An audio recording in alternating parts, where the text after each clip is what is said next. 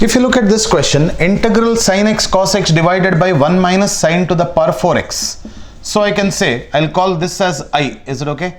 So I value will be equal to sin x into cos x divided by square root of 1 minus sin squared x times dx. Sin squared x the whole square dx. Right? Sin power 4x can be written as sin squared x the whole square dx. Put over problem, put sin squared x is equal to t. Integration by substitution. All right, differentiate with respect to x, 2 times sin x into cos x dx, that is equal to dt. But if you see on the numerator, there is only sin x into cos x, dx should be equal to dt divided by 2.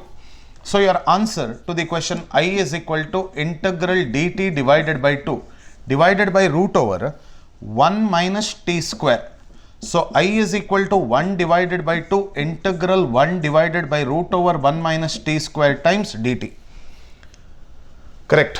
What is the standard result? Standard result, integral 1 divided by root over a square minus x square dx, that is equal to sin inverse of x divided by a plus c. So we can write this as 1 can be written as 1 by 2 integral 1 divided by root over 1 square minus t square times dt. So I is equal to 1 divided by 2 sin inverse of t divided by 1 plus c. So I is equal to 1 divided by 2 sin inverse of what is this value of t? What is this value of t? T is nothing but what? T is nothing but sin squared x. So sin inverse of sin squared x plus c. Correct? Sin inverse of sin squared x plus c.